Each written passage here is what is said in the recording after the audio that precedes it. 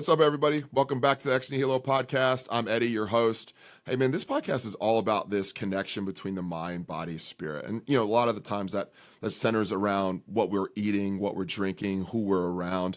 But there's also this Imago Dei aspect. There's this aspect where you and I, we have to connect with one another. We connect with God.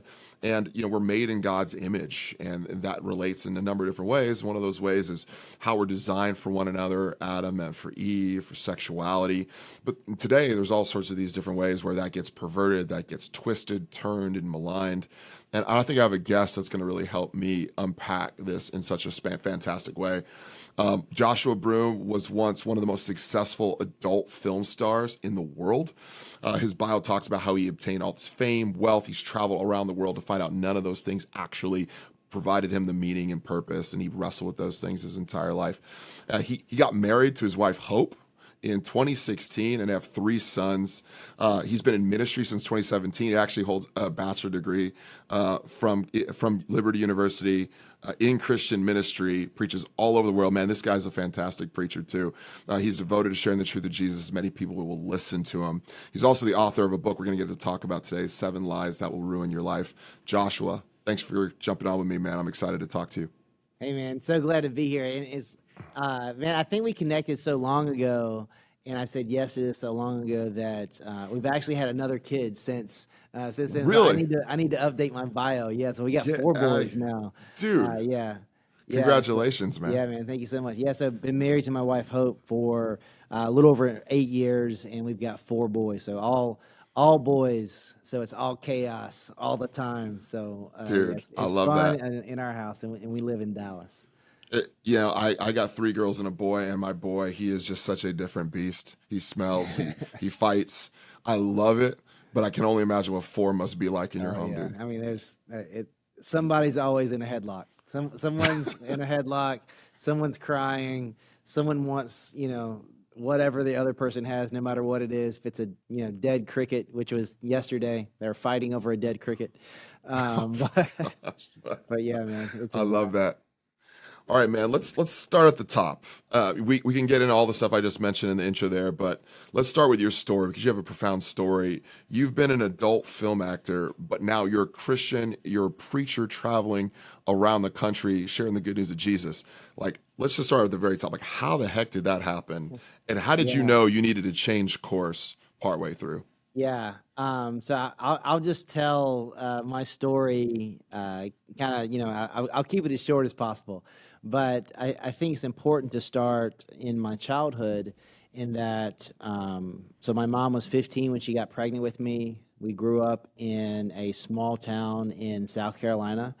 And in that small town was the same place that my dad lived. And, my mom getting pregnant at 15, having me at 16, the fact that the small town plays in there because that same small town with that same father in it, he was never in my life. And Wow. being in close proximity to something that you need and want and being able to see it, it impacted me in a very significant way in that, you look at the U.S. or even, some of the biggest problems that we have in the world, and the greatest predictor of most of those problems is, fatherless homes. And, you see just fatherlessness being, such a solidified predictor of so many issues in the world. And it's because where there's an absence of something where you need something that's foundational in your life, just like a 3-legged stool, if one of those legs are missing, there's going to be something that is in you that causes you to break and fall eventually. And especially if you try to put something in place of that leg that doesn't have a firm foundation, it's not built to stand. But man, just growing up without a dad, it was tough. And, just the way that our prefrontal cortex is in our brain, it's like we were created to navigate conflict. And when you experience something that you don't have an explanation for, you create a narrative. Your brain creates a narrative. And as a young man, I saw my dad, but he chose not to be my dad.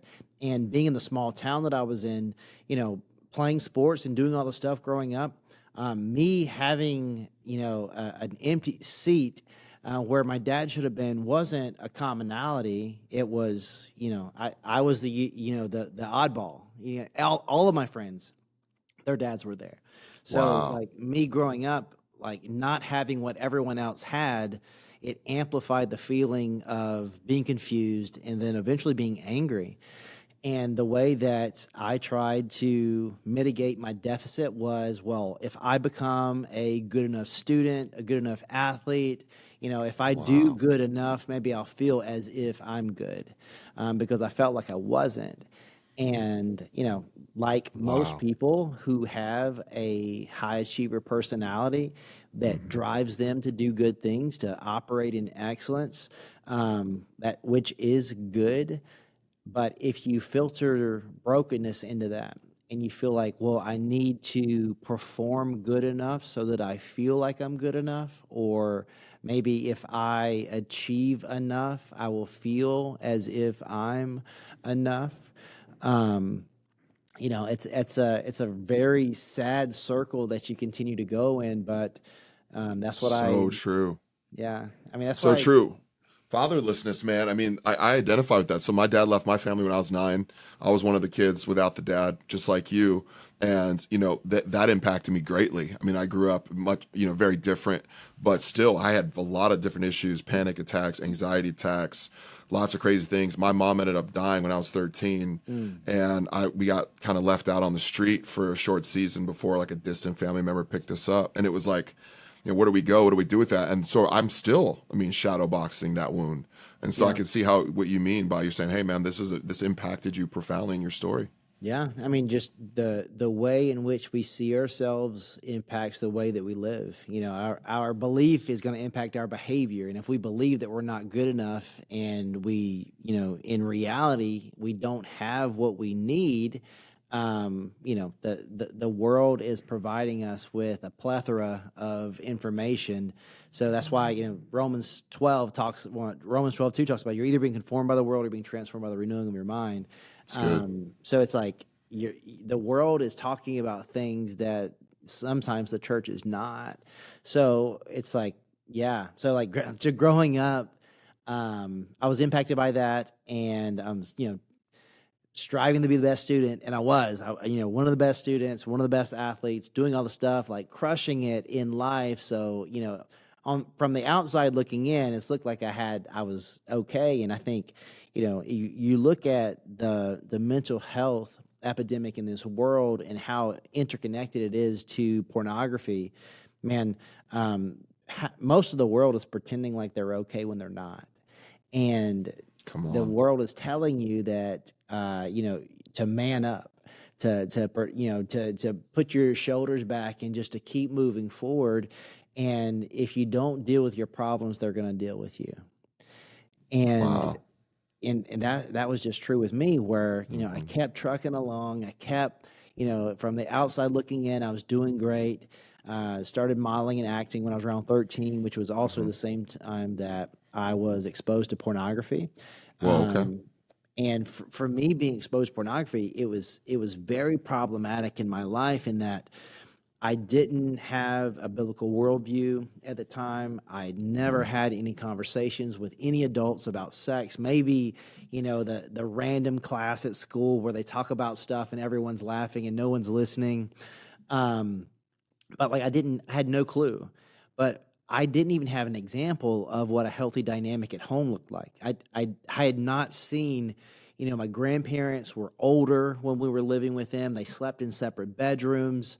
I didn't see a realistic depiction of intimacy. And then I see pornography, and I was like, well, maybe this is a depiction of something I'm lacking. And maybe if I act out what I see, I'll feel what I don't. And Wow. I started hooking up, and I started doing all this stuff. And, as a high achiever, as someone that was driven to do more, to feel more, it was like conquest after conquest. And, that was my life, and that's what it looked like. And, I'm doing great, played basketball in college, do all the stuff, fraternity, so on and so on, but empty and broken inside. Yeah. And, moved to Hollywood, and I had an agent out there, and I'm doing okay. It was weird because like I wanted to be super successful in acting, but I was more successful in modeling, and I was just like I knew that the worlds were interconnected, and I liked modeling, but I loved acting. Kind of like in high school, it's like I loved basketball and I was good at basketball, but I was great at baseball. But I Oh didn't want yeah. to put in the time in baseball because I didn't love baseball. I loved basketball. Right. Um, but I'm in LA. I'm doing whatever, and then when I'm 22, these three girls come up to me in this bar in West Hollywood, and essentially they were headhunters, and they were, they worked with a large Okay. adult film agency, a pornographic agency, Whoa. and they were looking for attractive girls and guys that would be willing to meet with their agent. Mm. And they were like, "Hey, would you ever be interested in doing porn?" And I was like, "What?" you know, um, Wow. because I think the same thing that makes pornography like so addictive and like so alluring. Well, number one, it works. Like pornography works because like you were created to desire intimacy. And what I That's mean right. by it works is like if you're looking to numb yourself with something fictitious to make you feel Mm-hmm. better for a moment, like that, it works. But like Mm. any kind of substance that is not substantial, it's not going to satisfy you but for a moment. And more Mm. often than not, the thing that it's catalytic in is more problems. Yeah. But like Wow. pornography, it's like this thing where it's like I thought like this is real, like Mm. this is an industry, this is Yeah. because I knew porn was real because like I saw it, I looked at it, Mm. but like I think it teaches you to, instead of, the way that we each were created to love Mm. people and use things, it teaches you to use people and love things. Wow. So the And flip. yeah, yeah. Wow. So it's teaching you to objectify people. So if you Hmm. objectify people, you don't see them as people, you see them as objects. So now when I see these people talking about porn, I'm like, this is real. I thought this was just like a superimposed reality, like on a screen. Like I didn't think this was real life. And then all of Yeah. a sudden they're inviting me into it. And I was like, but because I'd Yeah. been watching it and because, Hmm. my life, it wasn't that different than doing porn. Mm. I was like, sure, I'll meet with the agent. And I met with the agent and he promised me the world. He was like, yeah, Wow. you're a good looking guy. You got acting experience. We're like, the industry is like parroting like all these movies. You'll crush it. You'll be the guy. Like you should do it. You'll be rich. You'll be famous. Like, and it was so interesting because he asked me three questions. He asked me, how did I grow up? What was I doing in LA? And what did I hope to accomplish? And I was like, grew up, pretty much just me and my mom, which should have been a Wow. red flag, because it's like, someone looking to Yeah. manipulate someone, if there's brokenness in their family dynamic, that's Hmm. generally, not something that someone starts a professional conversation with.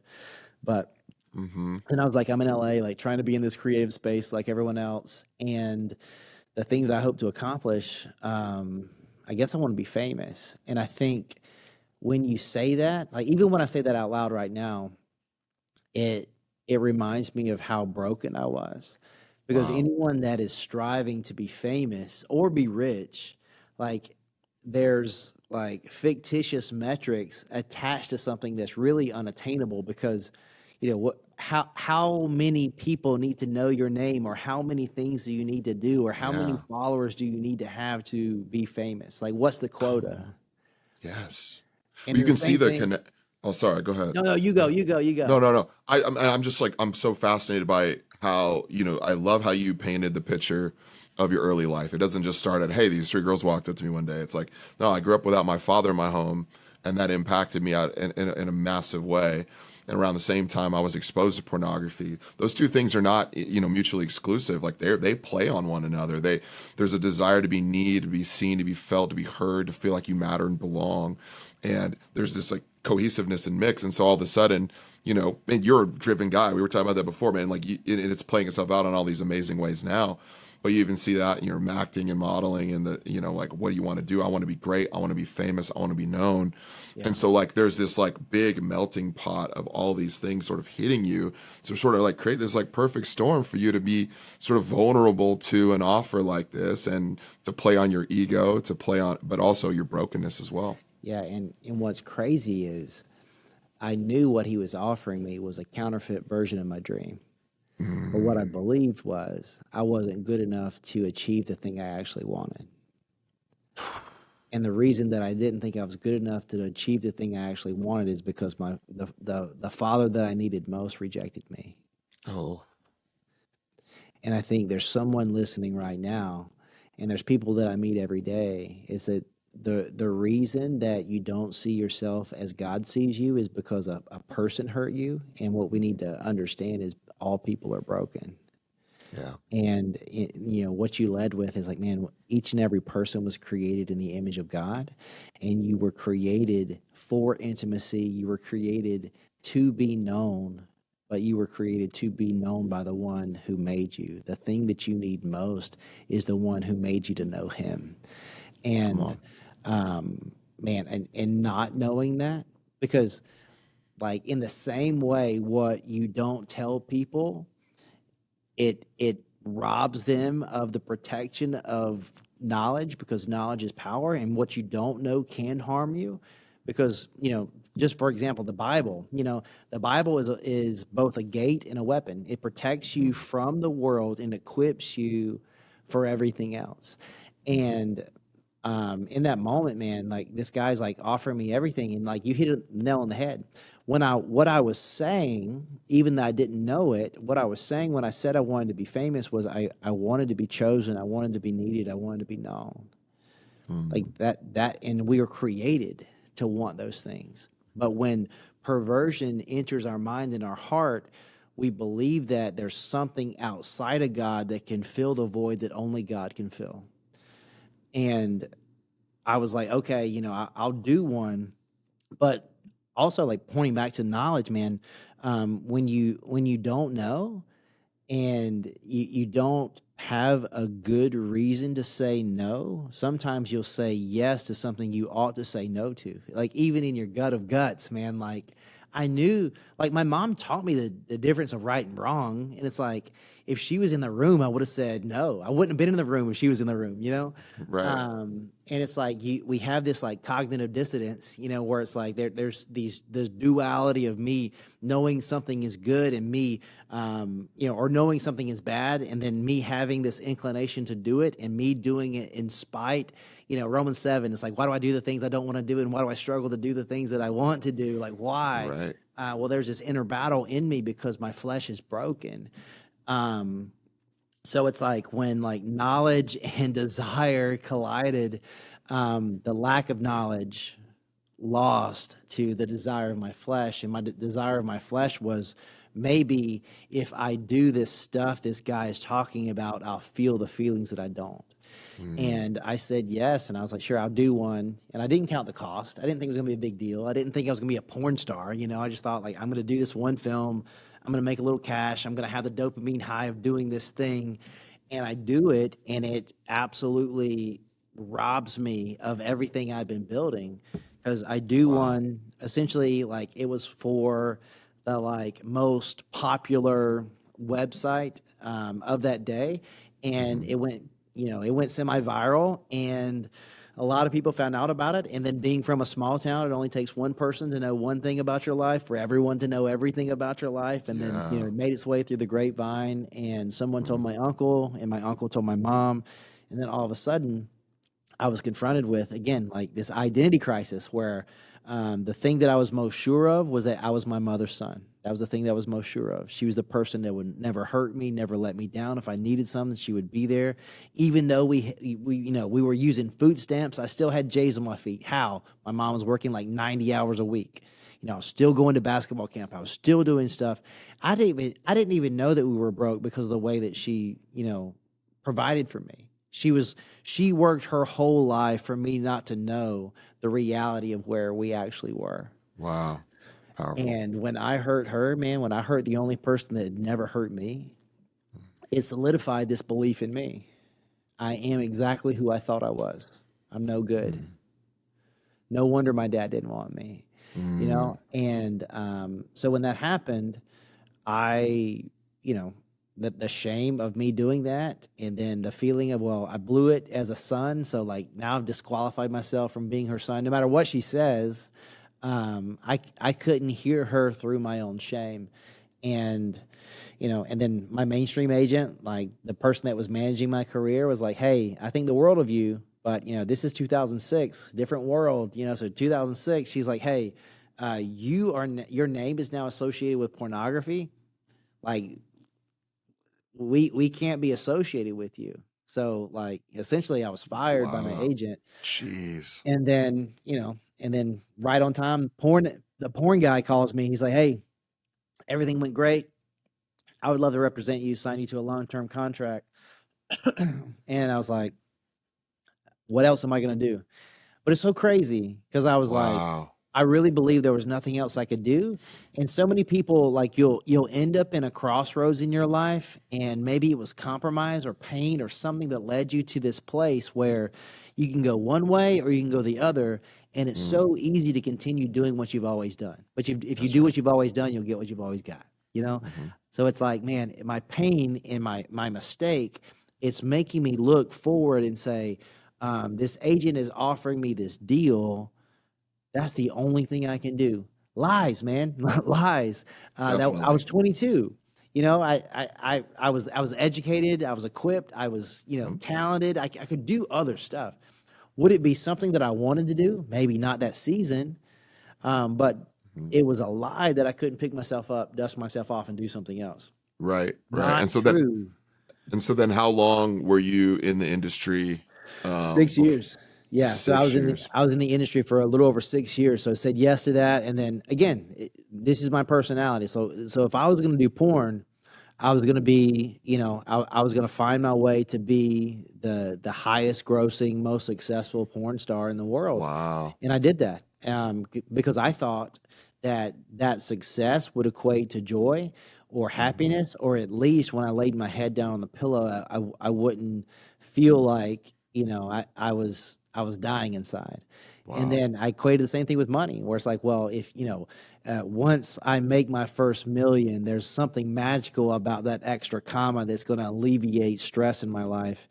And the thing about hoping for stuff that you think is going to fix your life, I mean, Romans 2:4 talks about it's God's love, his kindness, his patience that leads us into repentance.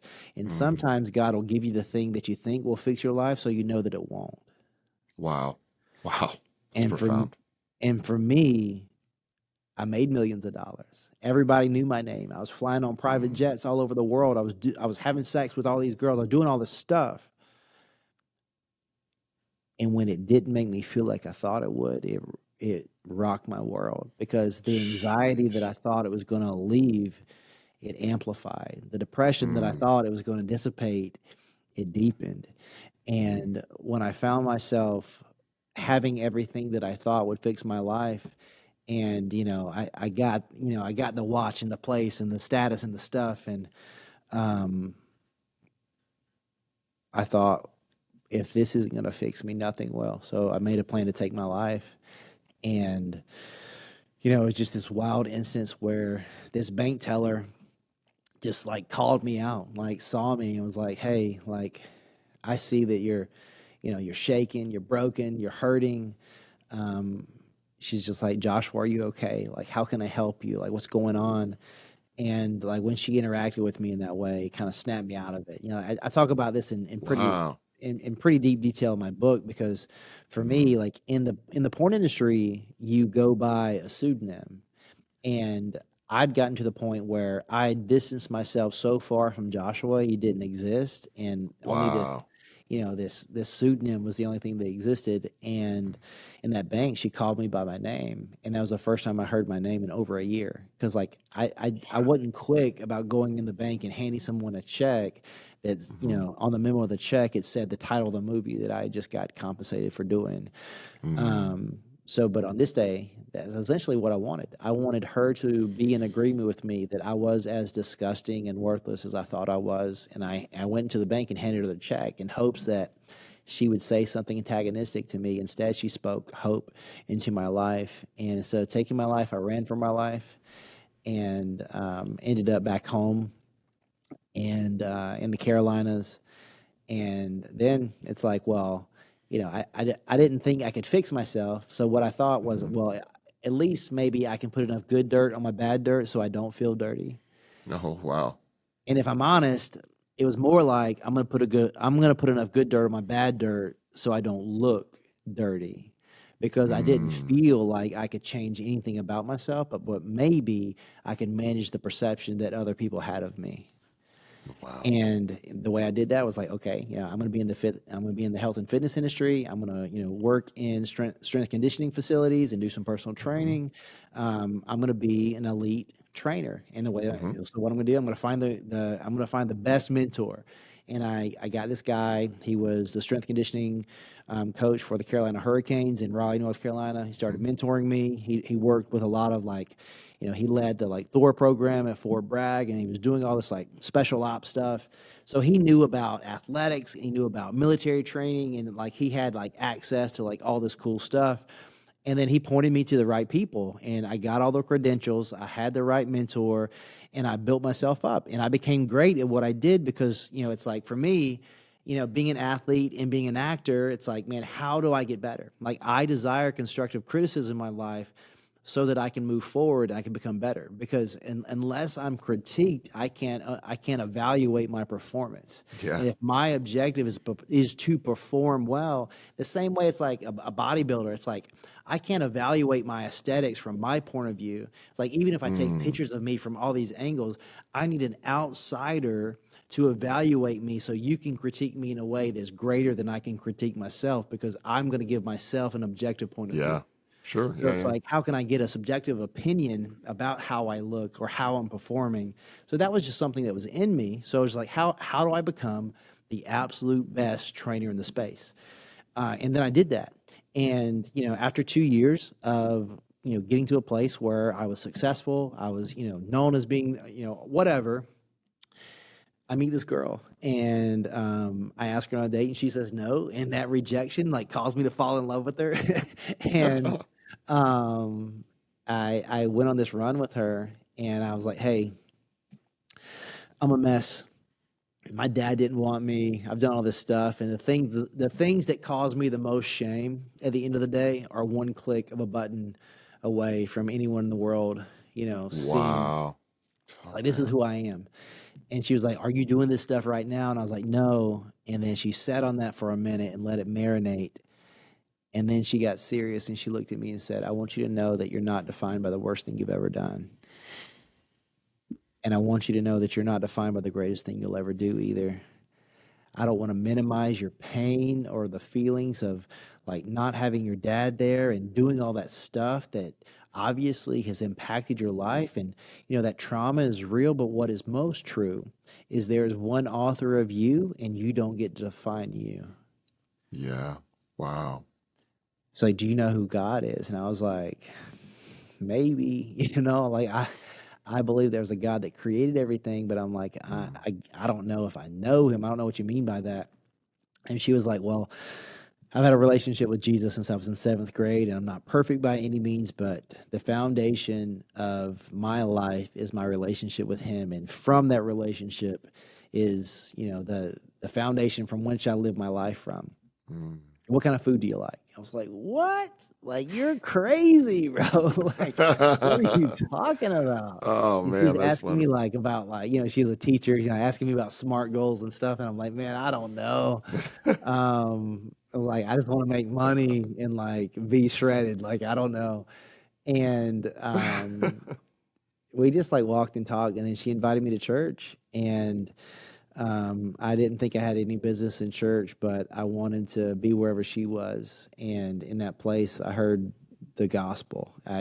Maybe I'd heard it said before, but it made its way from my head to my heart. And there's this one passage in 2 Samuel chapter 9, verse 8, where Mm, Mephibosheth is the son of Jonathan, and Jonathan and David were great friends. And David is now King David, David and Goliath David. mhm. So he's king now, and he had just rebuilt the temple.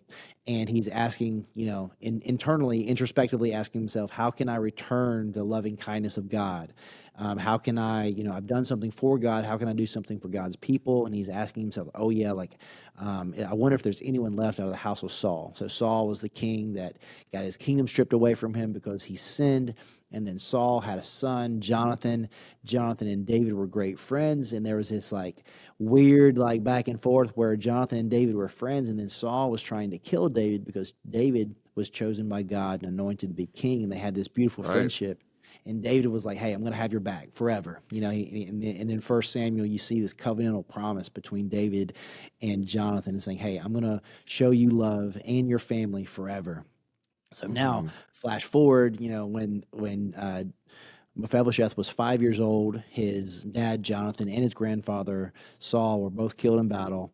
And historically, if there was anyone outside of the kingdom that had access to the kingdom, maybe because there was something that they believed, or there was something that someone they were related to that maybe gave them secondhand access to the kingdom. A lot of times they would have they would cause an upheaval and try to overtake the kingdom.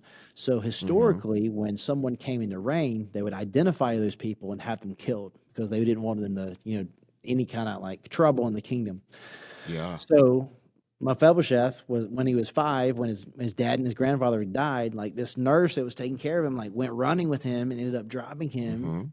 He ends up lame in both feet, and he dropped him, and he was running with him because they knew historically it meant his head was on the chopping block. His dad is dead; he's next in line, and then there already is a king, so that is problematic for him.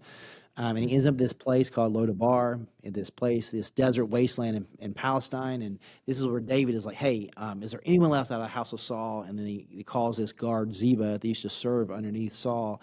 And Ziba goes and finds him and brings him back to the kingdom. And now Mephibosheth is standing in front of David. It's like, okay, it's D-Day, it's doomsday. And David's like, no, actually, I'm going to restore your grandfather's land to you. I'm going to invite you into my kingdom. And actually, I want you to sit at my table, not for a day, not for a week, but forever. This beautiful picture of grace. So grace is, the unmerited favor that we don't deserve. Mercy is not getting what we do deserve. And we see this. And I found it so interesting because I'm so locked in this story. And then Mephibosheth's response in 2 Samuel chapter 9, verse 8, essentially he says, that's amazing, but don't you know who I am?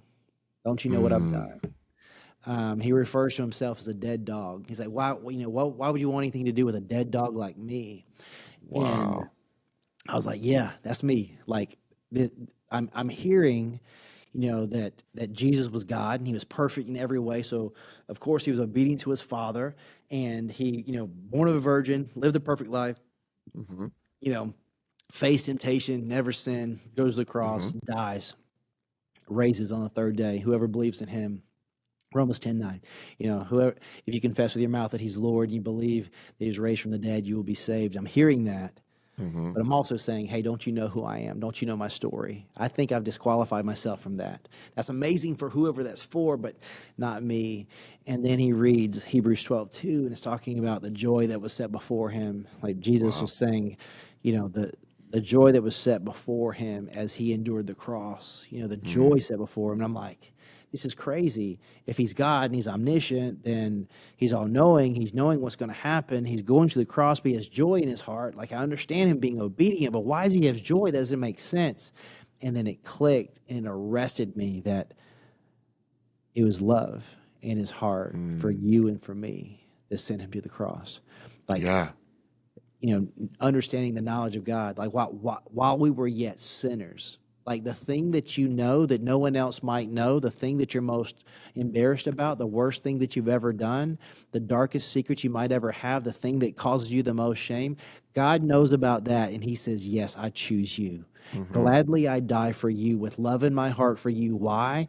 Because the thing that I want most for you is a relationship with me. That's powerful. And when I heard that, that was the message that saved me, changed me. And, the girl that loved me enough to tell me the truth, her name is Hope, and that's my wife. I love that. And, the day that I was going to take my life, I wrote down on a piece of paper, I'll never be, reasons I want to die. I'll never be a father. I'm sure I could get a girl Mm, pregnant, but I knew what it meant to be a father, and I thought I disqualified myself from that. Same thing with being a husband. mhm. I'm sure I could find someone to get married to, but I'd lost the ability. I disqualified myself from being able to be a husband. And the last thing I wrote is, I'll never contribute to the world that leads, I'll never contribute to the world in a way that leads to positive change. Yeah. Because I care about people and I want to impact people. And man, I Yeah. stand here today, and Ephesians, 3:20 is real. Like, God stands ready to do exceedingly abundantly more than you can ever hope or imagine. You do Mhm. not have the guts to dream of the life that God has for you. Come But on. it's going to Jeez. cost you something. It's going to cost you everything. It's going to cost you, in the same way that Jesus laid down his life for you. If you're going to accept that message, you're called to lay Mhm. down your life for him. And practically, what does that mean? Well, if you align your heart and your plans and your desires with him, he will give you the desires of your heart. That's good, But you've man. got to die to yours first, because Mhm. your desires or your life or your plan was probably built, certainly built on a broken plan, on a broken life, Yeah. something that you think is going to lead to happiness that's about you, and your life is not about you. That doesn't mean you don't matter. That doesn't mean that God doesn't Right. care about your joy. God, chooses you to be a conduit of His glory. Like, your Mm. life is very significant, very important, but your life is not about stacking up things to do great things for you. Yeah. But that doesn't mean that he won't do great things through you. That's really good, man. Man, and your story is it's so powerful, and you can see like it's almost like you come to the brink of this moment where you're ready to take your own life. There's this person that shows up in your life, calls you by name, you meet your wife. All of a sudden, you're pursuing this other path, but all of a sudden, you hit this.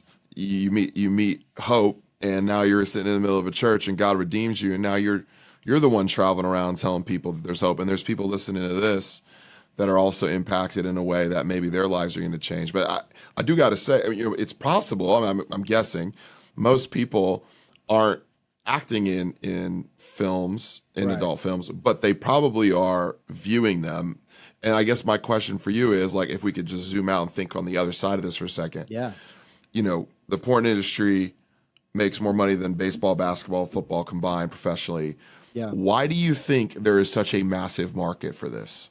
Yeah. I mean, like I said, at the end of the day, it works. But I think I think Satan has used pornography to attack the root of our connectivity with God, because Mm, we desire intimacy, but if we see intimacy through the lens of the world, then we're going to see intimacy as something that it's not. And yeah. when you consume a counterfeit, it leaves you insatiable, because your desire is to consume something that's fictitious. You're Wow. chasing after something that's not real, so of course it's not going to satisfy you. Yet Jesus says, I am the bread of life. I am the water that never leaves you thirsty. The thing that will satiate you and satisfy you is Jesus Christ.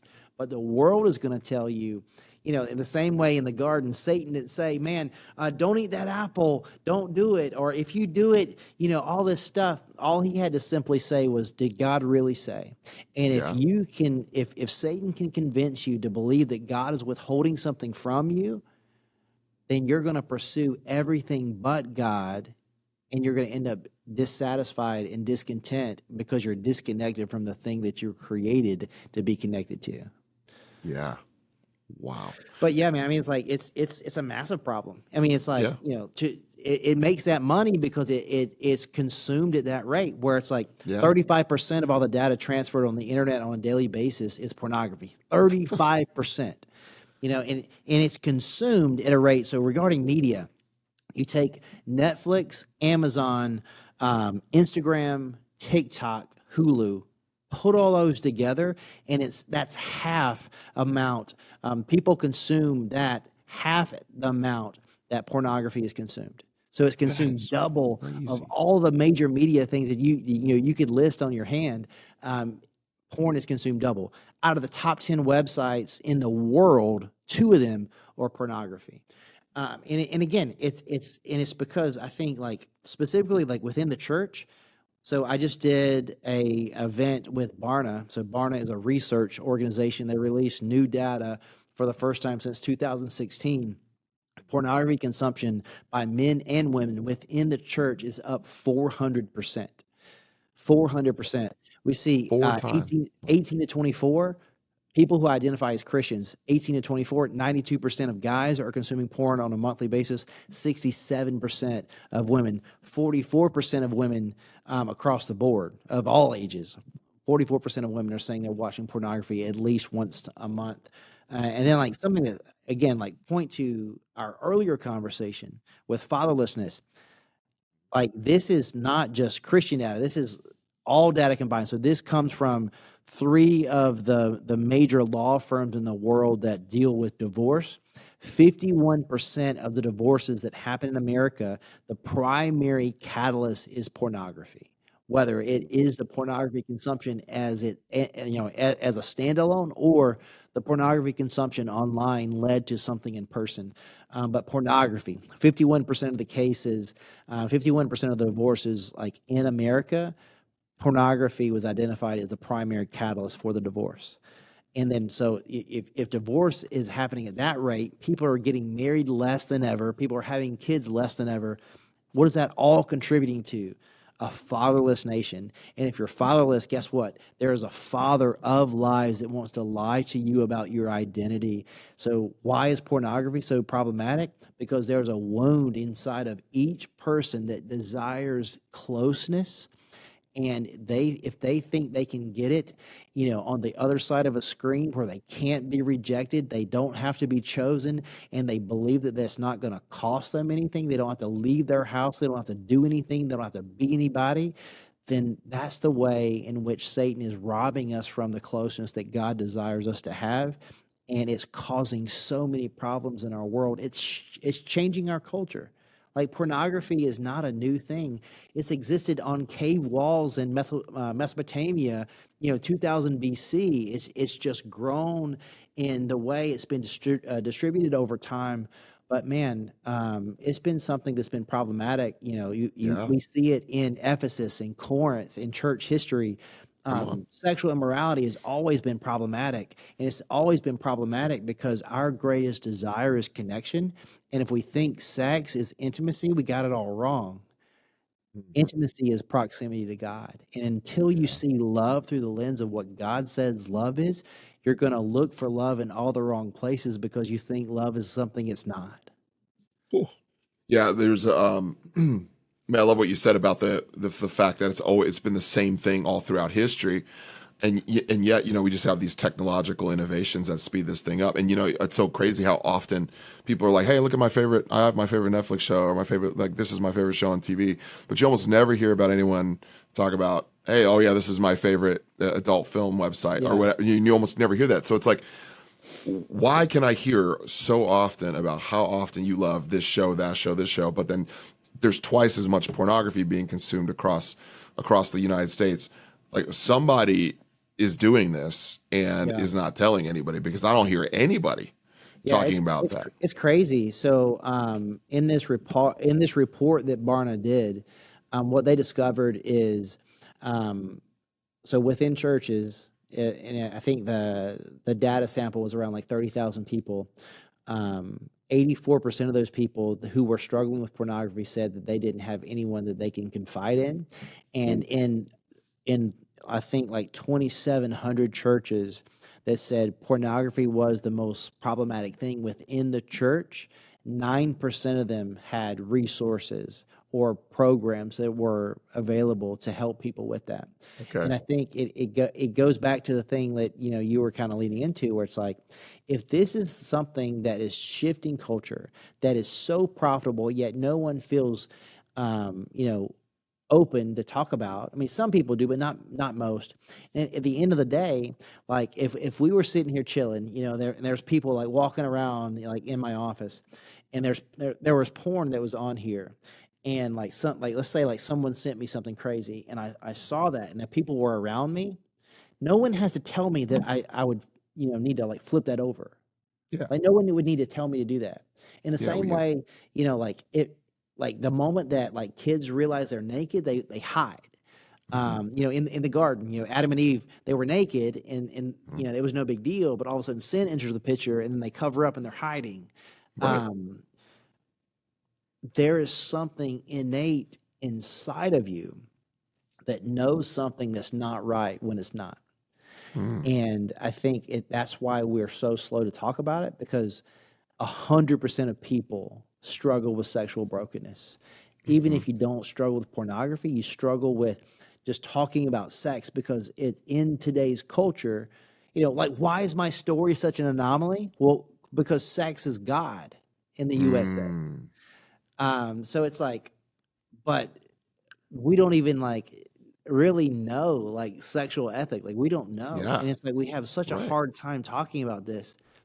But like, I mean, last week I was in Colorado Springs teaching, as an apologetics camp for high schoolers. And I was teaching Mm. sexual ethic to ninth and 10th graders, um, Wow. because there's a desire to know. And That's it's great. crazy. Like, more data, like the craziest piece of data that I saw is that Hmm. um, I think, like, specifically like Gen Alpha, Gen Z, they were Hmm. saying that like only like 21, around like 30% of people were saying that porn is, not a good thing, not a good thing for society. Oh gosh.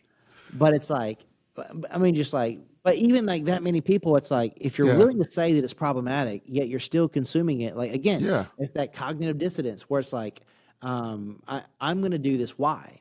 Well, number one, you can do it and you can look like you're okay, but you're not. Ooh.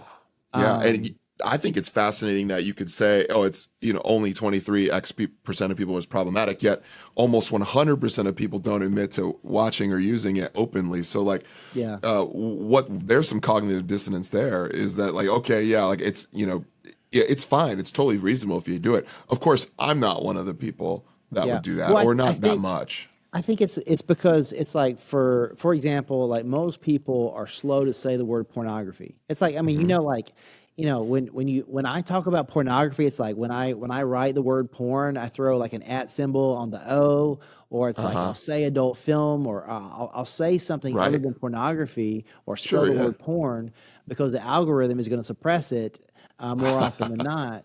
Yeah. But it's suppressed in places that supposed to be, free speech. In, Hmm. like, in churches, like, churches are real slow to say the word pornography. They'll say adult Hmm. film, or something else.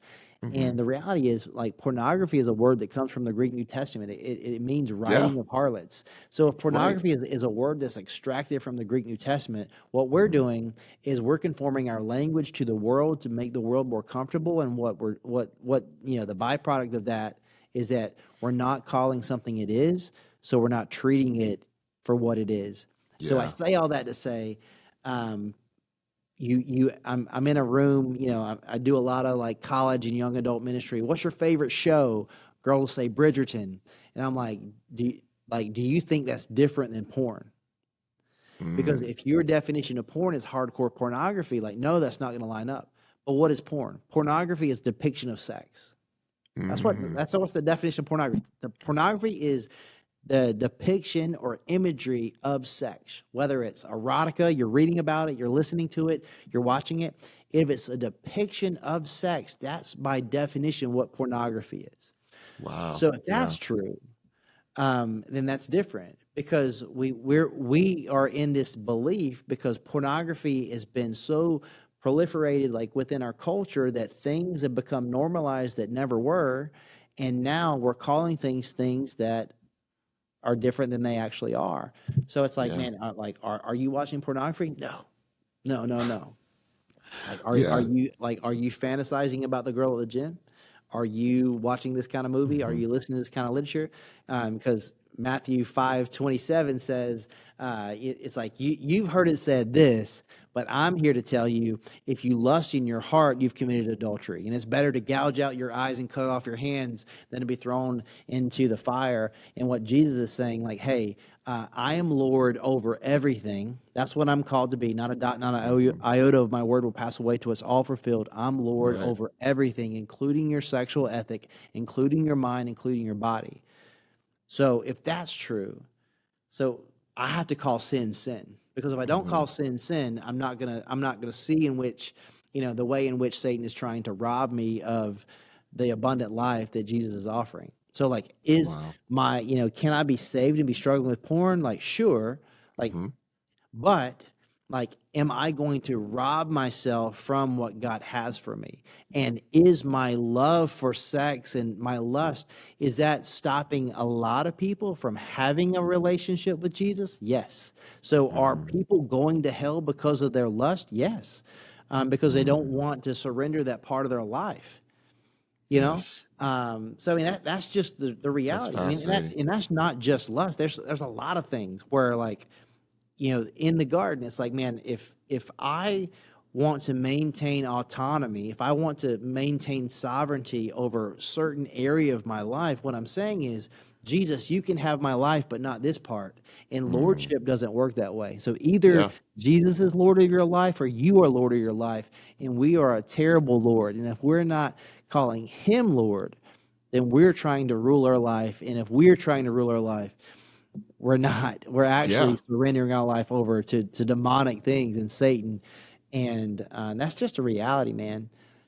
Well said, man. I know we're coming up on time here, but I just want to ask one thing. Bullet points. Someone's walking in this. They're struggling with it. They're giving their life to Jesus. Maybe they're already Christian. Yeah. What are a couple practical things, man, they could do to begin to break an addiction to pornography? Yeah. So I mean, so number one, if you're not a Christian, know that, hey, each and every person, the thing that's most guaranteed, the most thing that's sure, is you're going to die. When you die, God loves you enough to not force himself into a relationship with you. He offers you abundant life, eternal life. John 3:16. For God so loved the world that he gave his one and only Son, so that whoever believes in him will not perish but have eternal life. So that's the reality. Romans 3:23 says we've all sinned and fall short of the glory of God. Romans 6:23 says the wages of sin is death. That death is separation from God. But God loves you so much, he doesn't want to stay that way. So number one, you're going to die. Where you spend forever, it's up to you. God gives you the option to choose to receive the free gift of God through Christ. Christ came in this world. He lived a perfect life. He died. You're not perfect. You're broken. You've messed up somehow. We've lusted. We've lied. We've done something. So if you die today not connected to God through faith in Christ, you will not spend forever with God. But that can be a decision you can make today. It doesn't have to be complicated. I have sinned against God. I'm broken. I want to be saved. I believe that Jesus is perfect. He died in my place. I give you my life. Fill me with your spirit so I can follow you for the rest of my life. The gospel is never meant to be complicated. So, number one, give Jesus your life. And if you have given Jesus your life, Romans 8:1 says, therefore there is no condemnation for those who are in Christ Jesus. Shame is not who you are. Shame keeps you stuck where you are. So number one, what do? Tell somebody. Say the thing you haven't said out loud to someone you trust. The data that we're sharing, the world is struggling with pornography, so you're not alone. So go and say, hey, and I'm telling you this, you're only going to be as free as you're willing to be honest. So number one, man, go tell someone, and don't be vague. Hey, I am struggling with pornography. This is the type of porn that I watch, and I'm struggling with masturbation, and I hate myself, and I don't want to stay stuck that way. So number one, so if I need to tell someone, so go tell someone that you're struggling, and then take inventory of your life. What do I need to remove from my life if I want my life to move in a different direction, in a different trajectory? If I want to be leaner, clean the cookies out of your cupboard. So if I want to stop watching pornography, what is leading me to want to consume the pornography? Because I don't just go home and make a game plan to hop on the website. I see something on Twitter, I see something on Instagram, I see something on TikTok that triggers me, and that thought takes me to a place. I can be the captain of my ship in that I don't, I can take that thought and make it obedient to Christ. So 2 Corinthians 10:5, take that thought and make it obedient. You do not have to obey your thoughts if they're taking you to a place you don't want to go.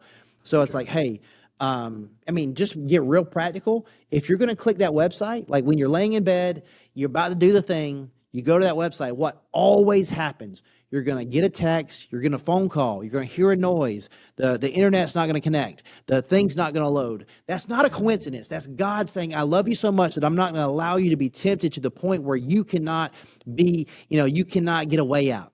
There's always a way out. So God is intervening in that sense where I've given you free will, but I'm giving you an option to not do the thing that you don't want to do again. So he loves you that much. So pay attention. Like if you want to be successful in your life in any aspect, I need to take inventory of the things that I put in my life, in my ears, in my eyes, and in my heart. I need to be aware of what I'm consuming, and I need to have, that self-awareness. Like I need to understand like how I move, what triggers me, what impacts me. If I'm in a place or there's a person that's toxic in my life, it's impacting me, it's causing me to do or live in a way that's different than the way that I want to live my life. Man, John 15, there's got to be cutting and pruning. If you want to be healthy, if you want to bear fruit, Jesus didn't say, hey, I want you to bear some fruit. I want you to do okay. No, I want you to bear much fruit. So if I'm going to bear much fruit, there has to be cutting and pruning in your life. So, I mean, get real practical, man. How bad do you want it?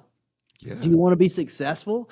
Man, do you want to be like financially stable? Do you want to be disciplined? Because discipline is the greatest form of self-love. Are you willing to keep promises to yourself?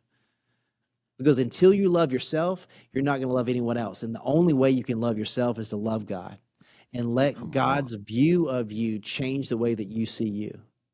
Wow. That's amazing. Josh, man, people are impacted all around the country by your story, man. I'm praying that this podcast gets to be a part of your journey and your story, and I hope it blesses the people that are listening. But for now, man, where can people go to hear more about you, to read more about you, to see more about your story? Yeah, so my website is Joshua Broome. There's an E on my last name, so joshuabroome.me, so joshuabroome.me, and my social media across the board is I am Joshua Broome. Awesome, man. And don't forget my book. So my book, hop over to Amazon. Hop over to Amazon. I wrote a book, 7 Lies That'll Ruin Your Life. So there is aspects of my story. There is aspects about the pornography industry and some of that. But honestly, it's like, man, I've experienced significant brokenness in my life. And my book is essentially a recipe for hope. It's a recipe for, hey, whatever that the world has dealt you, that has broke you, there is one thing that your heart needs most, and it's Jesus. And it's God's word. And like in the same way that Jesus saved my life, the Bible transformed my life. You think about God used Moses to lead his people out of Egypt, but God used his word, the law, to get Egypt out of them so that they could live the life that he created them to live. So, man, there's purpose and there's destiny and there's joy on the other side of seeing yourself rightly, and God's word will do that. It will convict and correct, and then it's up to you. It's up to you to do the thing the word says so that you can experience the abundant life that Jesus offers. Come on, man. Josh, by the way, I'm going to put all the links, if you're listening, all the links are going to be in the description and the show notes, so you'll have those. You can go click on those and get and find as much information about Josh, get the book. All right, Josh, 7 Lies That Will Ruin Your Life, man. Thank you so much for being on, joining me, man. Yes, sir. I'm so glad we got to do this, Eddie. Yeah. It was a blast. Yeah.